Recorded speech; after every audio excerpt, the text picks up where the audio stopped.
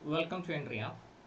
നമ്മളിന്ന് നോക്കുന്നത് അസിസ്റ്റൻറ്റ് എഞ്ചിനീയറിൻ്റെ നമ്മളെ PCB അസിസ്റ്റൻറ്റ് എഞ്ചിനീയർ എക്സാമിൽ കെമിക്കൽ എഞ്ചിനീയറിംഗിൽ നിന്ന് വരുന്ന സിലബസാണ്. അപ്പോൾ അതിൽ 25 മാർക്കാണ് നമുക്കുള്ളത്.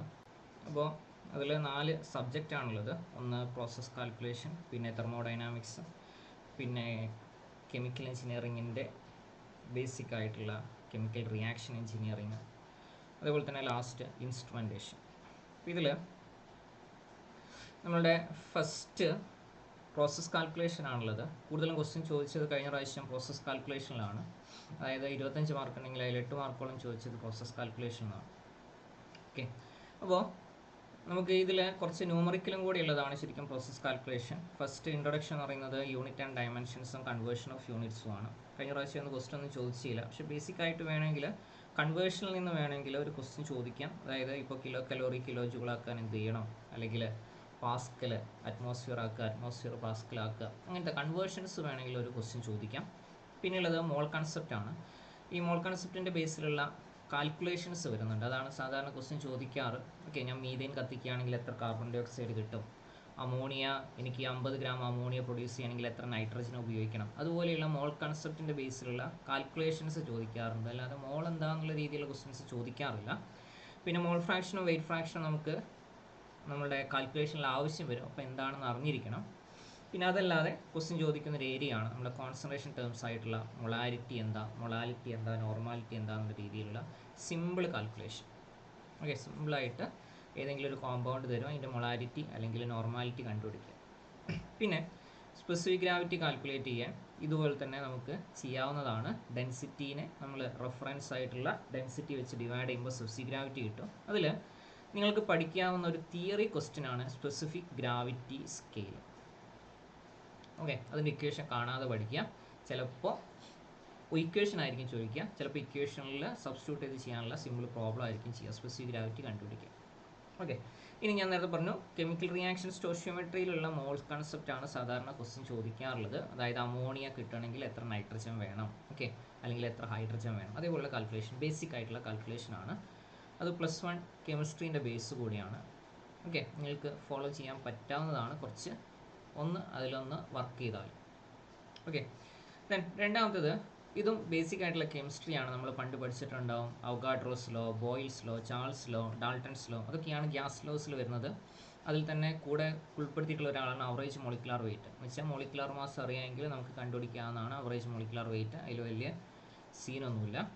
പിന്നെ ക്രിട്ടിക്കൽ പ്രോപ്പർട്ടീൻ്റെ ഡെഫിനേഷൻ ഒന്ന് അറിഞ്ഞിരുന്നാൽ മതി. അതേപോലെ തന്നെ കംപ്രസിബിലിറ്റീൻ്റെയും ഡെഫിനേഷൻ ഒന്ന് അറിഞ്ഞിരുന്നാൽ മതി. പിന്നെ ക്വസ്റ്റ്യൻ ചോദിക്കുന്ന ഒരു ഏരിയ ആണ്, 1-2 ക്വസ്റ്റ്യൻ ചോദിക്കുന്ന ഒരു ഏരിയ ആണ് മെറ്റീരിയൽ ബാലൻസ്. അതിൽ നിങ്ങളൊരു ഐഡിയ ഉണ്ടാക്കി നിങ്ങൾക്ക് ചെയ്യാവുന്നതേ ഉള്ളൂ. ബേസ് ഇത്രയേ ഉള്ളൂ, total input equal to total output. Okay, അതെപ്പോഴും ഒന്ന് ബാലൻസ് ചെയ്ത് കൊണ്ടുപോയാൽ മതി. ഓക്കെ, ഫോർ എക്സാമ്പിൾ ഞാനൊരു ഫുഡ് ഉണ്ടാക്കുകയാണ്. ഓക്കെ, ഫുഡ് ഉണ്ടാക്കുകയാണ്, അല്ലെങ്കിൽ വേണ്ട ഞാനൊരു നാരങ്ങ വെള്ളം ഉണ്ടാക്കുകയാണെങ്കിൽ അതിൽ കുറച്ച് നാരങ്ങ പിഴിഞ്ഞൊഴിക്കും, വെള്ളം ഒഴിക്കും, ദെൻ ഉപ്പിടും അല്ലെങ്കിൽ പഞ്ചസാര ഇടും, കലക്കും. ഓക്കെ, അപ്പോൾ ഞാൻ ഇൻപുട്ട് എന്ന് പറയുന്നത് നാരങ്ങയുടെ എമൗണ്ട് ഉണ്ട്, വെള്ളത്തിൻ്റെ എമൗണ്ട് ഉണ്ട്, സോൾട്ട് അല്ലെങ്കിൽ ഷുഗറിൻ്റെ എമൗണ്ട് ഉണ്ട്. ഈ ടോട്ടൽ എമൗണ്ട് കൂട്ടുന്നതാണ് എൻ്റെ നാരങ്ങ വെള്ളത്തിൻ്റെ ടോട്ടൽ എമൗണ്ട്. എന്ന് വെച്ചാൽ മാസ്സാണ് ഞാൻ ബാലൻസ് ചെയ്യുക, conservation of mass. Okay, total mass of input equal to total mass of output. ഇതാണ് അതിൻ്റെ ബേസ്. ഇനി അതിൽ നമുക്ക് വേണമെങ്കിൽ വാട്ടറിൻ്റെ മാത്രം ബാലൻസ് ചെയ്യാം, അല്ലെങ്കിൽ സോൾട്ട് മാത്രം ബാലൻസ് ചെയ്യാം. അതാണ് രണ്ടാമത്തെ സ്റ്റെപ്പ്, നമ്മൾ റിക്വയർമെൻറ്റ് അനുസരിച്ച്. സോ ഫസ്റ്റ് സ്റ്റെപ്പ് എന്ന് വെച്ചാൽ ടോട്ടൽ ഇൻപുട്ട് ഔട്ട്പുട്ട്. അത് ഓരോ പ്രോസസ്സിലും ഇപ്പോൾ ഇവാപ്രേഷൻ ചെയ്യുമ്പോഴും ടോട്ടൽ ഇൻപുട്ട് ഔട്ട്പുട്ട് എടുക്കും, ക്രിസ്റ്റലൈസേഷൻ, ഡ്രൈയിങ്, അബ്സോർപ്ഷൻ, ഡിസ്റ്റിലേഷൻ, പിന്നെ ഇതിൽ ചോദിക്കുന്ന വേറൊരാൾ എക്സ്ട്രാക്ഷനും കൂടിയാണ്. ഇത്രയാണ് നമുക്ക് ആവശ്യമുള്ള ആൾക്കാർ. കഴിഞ്ഞ പ്രാവശ്യം ഡ്രൈയിങ്ങിൻ്റെ ബേസിലായിരുന്നു ക്വസ്റ്റ്യൻ ചോദിച്ചിട്ടുണ്ടായിരുന്നത്. പിന്നെ ഇവാപ്രേഷൻ്റെ ബേസിലും വേണമെങ്കിൽ ക്വസ്റ്റ്യൻ ചോദിക്കാം, സിമ്പിളായിട്ടുള്ള ആൾക്കാർ. ഓക്കെ, ബാക്കിയുള്ളത് അബ്സോർപ്ഷനൊക്കെ കുറച്ച് ടഫാണ്, പക്ഷേ അതിലേക്ക് അങ്ങനെ ക്വസ്റ്റ്യൻസ് പോയിട്ടില്ല. ഇനി എനർജി ബാലൻസിലേക്ക് കഴിഞ്ഞ പ്രാവശ്യം സിമ്പിൾ ക്വസ്റ്റ്യൻ ആണ് ചോദിച്ചത്. നമ്മളുടെ എൻതാൽപ്പി കണ്ടുപിടിക്കുന്ന ക്വസ്റ്റ്യൻ ആണ്. അതേപോലെ തന്നെ ഹീറ്റ് കപ്പാസിറ്റി വെച്ചിട്ടാണ് നമ്മൾ Q കണ്ടുപിടിക്കുക, Q equal to mCp ΔT. ഇത് വെച്ച് സോൾവ് ചെയ്യാനുള്ള പ്രോബ്ലം ആണ് കഴിഞ്ഞ പ്രാവശ്യം ചോദിച്ചത്. അപ്പോൾ ഹീറ്റ് കപ്പാസിറ്റിയാണ് CP. ഓക്കെ, സ്പെസിഫിക് കപ്പാസിറ്റിയാണ്. ΔT എന്ന് വെച്ചാൽ ടെമ്പറേച്ചർ ചേഞ്ച്. അപ്പോൾ ഇതിൻ്റെ യൂണിറ്റും നിങ്ങൾ കൂട്ടത്തിലൊന്ന് പഠിച്ചു വെക്കണമെന്നേ ഉള്ളൂ. പിന്നെ ഇതിൽ വരുന്ന കുറച്ച് കാൽക്കുലേഷൻസ് വരുന്നത് എന്താണ് സ്റ്റാൻഡേർഡ് ഹീറ്റ് ഓഫ് ഫോർമേഷൻ, എന്താണ് കമ്പഷൻ, എന്താണ് റിയാക്ഷൻ, അത് വെച്ച് എങ്ങനെയാണ് എൻതാൽപ്പി കണ്ടുപിടിക്കുക എന്നുള്ളതൊന്ന് ഓർത്തിരുന്നാൽ മതി. അതേപോലെ തന്നെ തിയററ്റിക്കൽ ആക്ച്വൽ ഫ്ലെയിം ടെമ്പറേച്ചറിൻ്റെ ഇത് തിയററ്റിക്കൽ ക്വസ്റ്റ്യൻ ആണ്, ഇതിൽ പ്രോബ്ലം ഒന്നും ചോദിക്കാറില്ല. പക്ഷേ ഇവിടെ വേണമെങ്കിൽ ഒരു സിമ്പിൾ പ്രോബ്ലം ചോദിക്കാം, ഞാനത് പറഞ്ഞുതരാം. ഒന്നാണെങ്കിൽ പ്രൊഡക്റ്റ് മൈനസ് റിയാക്റ്റൻ്റ് ആയിരിക്കും, വേറൊന്നാണെങ്കിൽ റിയാക്റ്റൻ്റ് മൈനസ് പ്രൊഡക്റ്റ് ആയിരിക്കും. വാല്യൂ ക്വസ്റ്റ്യനിൽ തന്നിട്ടുണ്ടാവും. സോ അതിൽ നിങ്ങൾ ഇക്വേഷൻ വെച്ചിട്ട് പ്രൊഡക്റ്റ് മൈനസ് റിയാക്റ്റൻ്റ് ചെയ്യുക, കമ്പഷൻ ആണെങ്കിൽ റിയാക്റ്റൻ്റ് മൈനസ് പ്രൊഡക്റ്റ് ചെയ്യുക. അതാണ് ബേസിക് ആയിട്ട് ചോദിക്കുന്ന അവിടത്തെയുള്ള ക്വസ്റ്റ്യൻസ് എന്ന് പറയുന്നത്.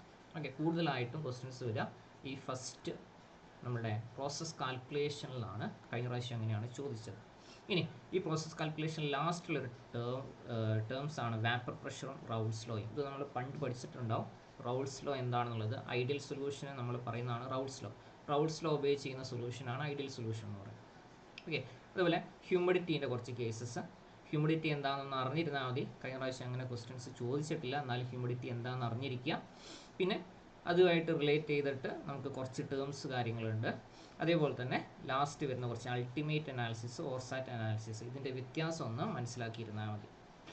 അപ്പോൾ ഫസ്റ്റ് ഞാൻ പറയുകയാണെങ്കിൽ പ്രോസസ് കാൽക്കുലേഷൻ ആണ് കൂടുതലും ക്വസ്റ്റ്യൻ ചോദിക്കുക, അതിൽ കുറച്ച് ന്യൂമറിക്കൽ ഉൾപ്പെട്ടതാണ്. ദെൻ രണ്ടാമത്തത് തെർമോഡൈനാമിക്സ് ആണ്. തെർമോഡൈനാമിക്സിൽ നമുക്ക് ഫസ്റ്റ് ലോ ഉണ്ട്, 0th ലോ ഉണ്ട്, സെക്കൻഡ് ലോ ഉണ്ട്, തേർഡ് ലോ ഉണ്ട്. ഇതെന്നാണ് ഒരു രണ്ടോ ക്വസ്റ്റ്യൻസ് ചോദിക്കാനുള്ളത്. ഓക്കെ, അതിൽ ഫണ്ടമെൻ്റൽ ആയിട്ടുള്ള ക്വസ്റ്റ്യൻസ് കഴിഞ്ഞ പ്രാവശ്യം ചോദിച്ച ഇൻറ്റൻസീവ് ആൻഡ് എക്സ്റ്റൻസീവ് പ്രോപ്പർട്ടീൻ്റെ ബേസിൽ. ഓക്കെ, അതിൻ്റെ എക്സാമ്പിൾ പഠിച്ച് വയ്ക്കുക. ഏതാണ് ഇൻറ്റൻസീവ് അല്ലെങ്കിൽ ഏതാണ് എക്സ്റ്റൻസീവ്, അതാണ് ക്വസ്റ്റ്യൻ ചോദിക്കുക. പിന്നെ ഫസ്റ്റ് ലോ ഓഫ് തെർമോഡൈനാമിക്സിൻ്റെ ഇക്വേഷൻസ് വേണം, അതേപോലെ തന്നെ ലിമിറ്റേഷൻസ് വേണം. സെക്കൻഡ് ലോ ഓഫ് തെർമോഡൈനാമിക്സിൻ്റെ ബേസിക് ആയിട്ട് കെമിക്കൽ വരുന്ന ഒരാൾ എൻട്രോപ്പി വെച്ചിട്ടുള്ള സെക്കൻഡ് ലോ സ്റ്റേറ്റ്മെൻ്റ് ആണ്. അപ്പോൾ എൻട്രോപ്പി എന്താണെന്ന് അറിഞ്ഞിരിക്കണം. പിന്നെ കാർനോട്ട് പ്രിൻസിപ്പിളിൻ്റെ ചെറിയ സിമ്പിൾ പ്രോബ്ലംസ് ഉണ്ട്. പിന്നെ ഉള്ളത് നമ്മൾ എൻട്രോപ്പി ആയിട്ട് റിലേറ്റ് ചെയ്തിട്ടുള്ള കുറച്ച് സ്പോണ്ടേനിറ്റി കാര്യങ്ങളൊന്ന് അറിഞ്ഞിരിക്കുക എന്നുള്ളതാണ്. അതുപോലെ തന്നെ ക്ലോഷ്യസ് ഇൻഇക്വാലിറ്റി ഇക്വേഷൻസ് മാത്രം പഠിച്ചാൽ മതി. തേർഡ് ലോൻ്റെ സ്റ്റേറ്റ്മെൻ്റ് ആണ് കഴിഞ്ഞ പ്രാവശ്യം ക്വസ്റ്റ്യൻ ചോദിച്ചത്. സോ സ്റ്റേറ്റ്മെൻറ്റ് നിങ്ങൾ എല്ലാത്തിനെയും പഠിച്ചു വെക്കണം. സെക്കൻഡ് ലോയുടെയും ഫസ്റ്റ് ലോ അങ്ങനെ ചോദിക്കില്ല, എല്ലാവർക്കും അറിയാവുന്നതാണ്. പക്ഷേ സെക്കൻഡ് ലോയും തേർഡ് ലോയും ചോദിക്കാം. ഓക്കെ, പിന്നെ അതിൽ ചോദിക്കുന്ന വേറൊരാളെന്ന് വെച്ചാൽ ഗിബ്സ് ഹെംഹോൾട്സ് ഇക്വേഷൻ ആണ്. ഓക്കെ, അതിൽ എന്തൊക്കെ റിലേഷൻസ് ആണുള്ളത്, അതേപോലെ തന്നെ ജൂൾ തോംസൺ കോഎഫിഷ്യൻറ്റ്. പിന്നെ ജാക്കോബിയൻസ് മെത്തേഡ്, അതിൽ കുറച്ച് ഇക്വേഷൻസ് ആണ്, അതങ്ങനെ ചോദിക്കാറില്ല. പക്ഷേ ഫുജാസിറ്റി ആക്ടിവിറ്റിയും ബേസ് എന്താണെന്ന് നിങ്ങളൊന്ന് അറിഞ്ഞിരിക്കണം. ഓക്കെ, പിന്നെ ഇത് കുറച്ച് മെക്കാനിക്കൽ പോലെയുള്ള പാർട്ടാണ്. നമ്മളുടെ കംപ്രഷനും അതേപോലെ തന്നെ COPയും ജൂൾ തോംസൺ എക്സ്പാൻഷനും പവർ സൈക്കിളും ഒക്കെ.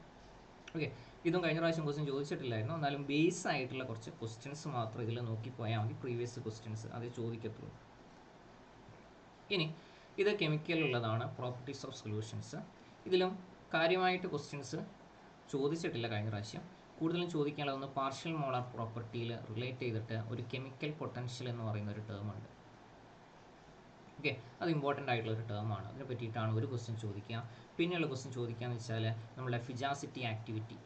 ഓക്കെ, ആക്ടിവിറ്റി കോഎഫിഷ്യൻറ്റ്, അതുപോലെ തന്നെ ഫിജാസിറ്റി, അതുമായിട്ട് റിലേറ്റ് ചെയ്ത് വരുന്നൊരു ലോയാണ് ലൂയിസ് റാൻഡൽ റൂൾ. അപ്പോൾ ഈ ലോയിൽ ഒരു കണക്ഷൻ ഉണ്ട്. ഒന്ന് ഡൈല്യൂട്ട് സൊല്യൂഷനിലാണ്, ഒന്ന് കോൺസെൻട്രേഷൻ കൂടിയതിലാണെന്നുള്ളത്. അപ്പോൾ അത് ഏതാണെന്നുള്ളത് ഒന്ന് ഓർത്ത് വെച്ചാൽ മതി. അതാണ് നമുക്ക് ന്യൂമറിക്കലാണ് സിമ്പിളായിട്ട് ക്വസ്റ്റ്യൻ ചോദിക്കാനുള്ളത്. പിന്നെ ആക്ടിവിറ്റീനെ പറ്റിയിട്ടും ഫിജാസിറ്റീനെ പറ്റിയിട്ടും അതിൽ ഓർത്തിരിക്കേണ്ടത് ചിലപ്പോൾ ഡയമെൻഷൻ ആയിരിക്കും ചോദിക്കുക. ഫിജാസിറ്റിക്ക് ഡയമെൻഷൻ ഉണ്ട്, ആക്ടിവിറ്റിക്ക് ഡയമെൻഷൻ ഇല്ല.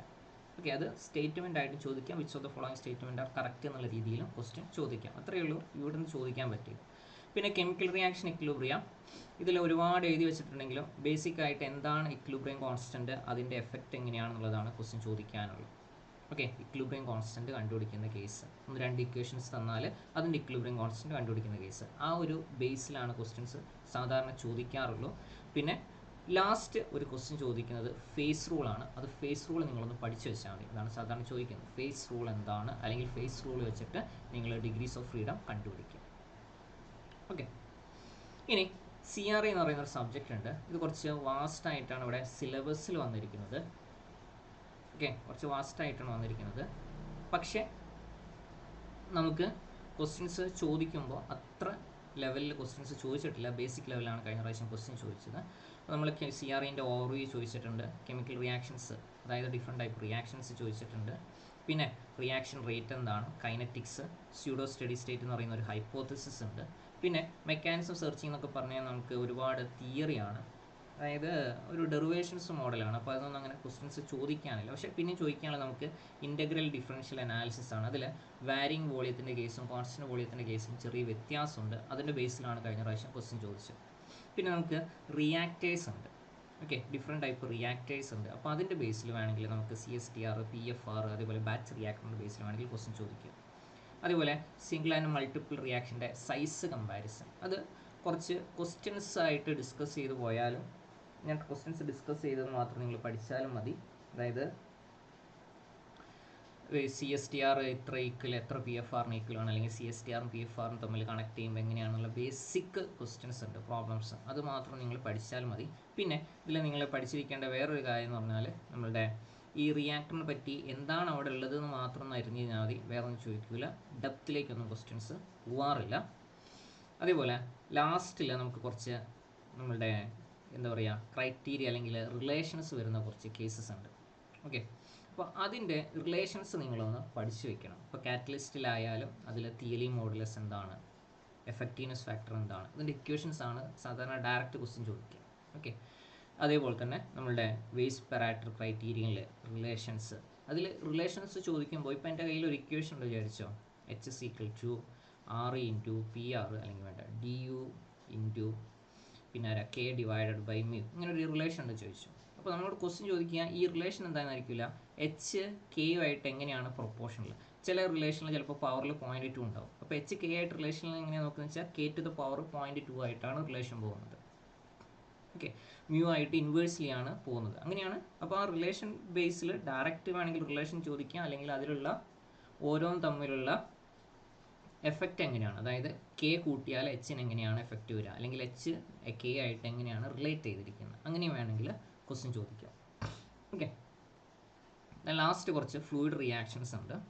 ഇതും നമ്മളുടെ ബേസിക് ആയിട്ട് അതിലുള്ള കുറച്ച് ഡയമെൻഷൻലെസ് നമ്പേഴ്സ് ഉണ്ട്, 1-2 എണ്ണം, അത് മാത്രം ഒന്ന് പഠിച്ചു വെച്ചാൽ മതി. അതാണ് സാധാരണ ക്വസ്റ്റ്യൻ ചോദിക്കാറുള്ളത്. ഓക്കെ, ഇനി ലാസ്റ്റ് ഇത് നിങ്ങൾക്ക് ഇപ്പോൾ കെമിക്കൽ അല്ലാത്ത ആൾക്കാരുണ്ടെങ്കിൽ അവർക്ക് തിയറി മാത്രം പഠിക്കാൻ പറ്റിയ ഒരു സബ്ജക്റ്റാണ് പ്രോസസ് ഇൻസ്ട്രുമെൻറ്റേഷൻ. 4 മാർക്ക് അല്ലെങ്കിൽ 5 മാർക്ക് വരെ കിട്ടും. ഓക്കെ, ജസ്റ്റ് തിയറി മാത്രമേ ഉള്ളൂ, 1-2 ഇക്വേഷൻസ് ഉണ്ട്, എന്നാലും ബേസിക് ആയിട്ട് തിയറിയാണ് ക്വസ്റ്റ്യൻ ചോദിക്കാം. ഇപ്പോൾ ഇതിൽ നമ്മളെ function element and function of instrument ഉണ്ട്. ഓക്കെ, അപ്പോൾ ഇൻസ്ട്രുമെൻറ്റിൻ്റെ ഫംഗ്ഷൻ എലമെൻറ്റ്സ് ഏതൊക്കെയാണ് ക്വസ്റ്റ്യൻ ചോദിക്കാം. പിന്നെ നമ്മുടെ സ്റ്റാറ്റിക്കിൽ വരുന്ന അല്ലെങ്കിൽ ഡൈനാമിക്കിൽ വരുന്ന ക്യാരക്ടറിസ്റ്റിക് ഏതാണ്, നിങ്ങൾ പഠിക്കുമ്പോൾ തന്നെ നിങ്ങൾക്ക് മനസ്സിലാവും സ്റ്റാറ്റിക് ഏതാണ് ഡൈനാമിക് ഏതാണ്. അപ്പോൾ തന്നിരിക്കുന്നതിൽ ഏതാണ് ഡൈനാമിക്.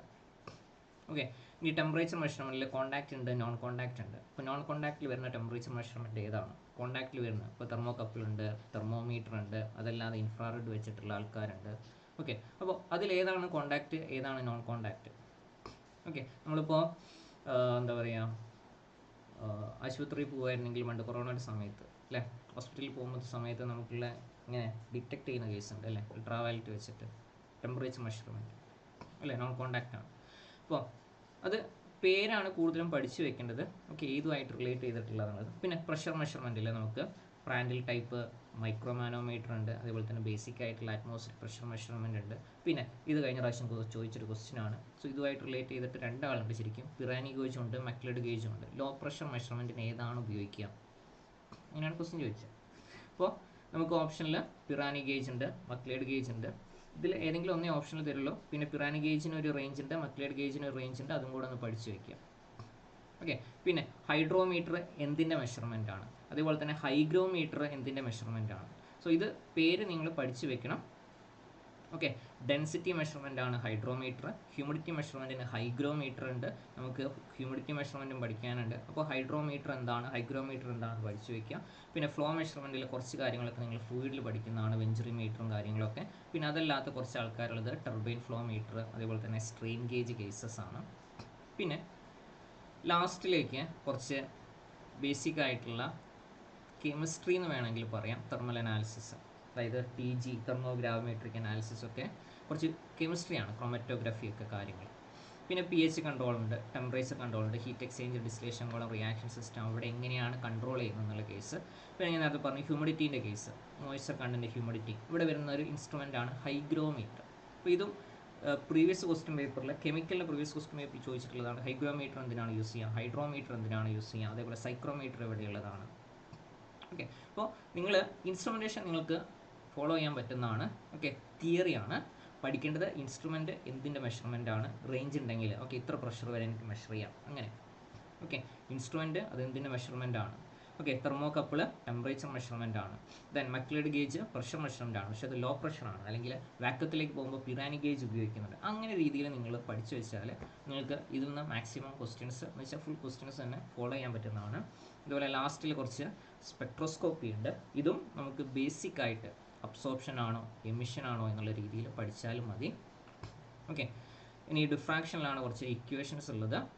അപ്പോൾ ഇത്രയാണ് നമ്മളെ ഇൻസ്ട്രുമെൻറ്റേഷൻ ബേസിൽ നിങ്ങൾ ബേസിക് ആയിട്ട് എന്താണ് അവിടെ നടക്കുന്നത് എന്നുള്ളത് ഓർത്ത് വയ്ക്കുക. അതേപോലെ തന്നെ ചില ഞാനിപ്പോൾ എന്താ പറയുക RTD അല്ലെങ്കിൽ ടെമ്പറേച്ചർ മെഷർമെൻറ്റ് റിലേറ്റ് ചെയ്തിട്ടുള്ള എക്യുപ്മെൻറ്റ് എടുക്കുമ്പോൾ ചിലതിൽ മെറ്റൽസ് വെച്ചായിരിക്കും ഉണ്ടാക്കുന്നുണ്ടാവുക, ചിലത് സൂപ്പർ സെമി കണ്ടക്ടർ വെച്ചിട്ടായിരിക്കും ഉണ്ടാക്കുന്നത്. അങ്ങനെ അപ്പോൾ അതിൻ്റെ സോഴ്സ് എന്താണ്, അത് ഉപയോഗിക്കാൻ വേണ്ടി ഇപ്പോൾ തെർമോകപ്പിൾ ആണെങ്കിൽ എന്താണ് ഞാൻ എടുക്കുക, തെർമോമീറ്റർ ആണെങ്കിൽ എന്തായിരിക്കും അത് ഉണ്ടാക്കാൻ വേണ്ടിയിട്ട് ഞാൻ ഉപയോഗിക്കുക. അതേപോലെ സോഴ്സ് മെറ്റീരിയലും കൂടെ നിങ്ങളൊന്ന് പഠിച്ചു വയ്ക്കണം ചിലത്. ഓക്കെ, ഇത്രയും നമ്മളെ സിലബസിനെ പറ്റി പറയാനുള്ളൂ. നമുക്ക് ക്വസ്റ്റ്യൻസ് കൂടുതലും ചോദിച്ചത് പ്രോസസ് കാൽക്കുലേഷനും തെർമോഡൈനാമിക്സുമാണ്. CRE ക്വസ്റ്റ്യൻസ് കുറവായിരുന്നു കഴിഞ്ഞ പ്രാവശ്യം. ഓക്കെ, ഇപ്രാവശ്യം വേണമെങ്കിൽ മാറാം. Okay, thank you.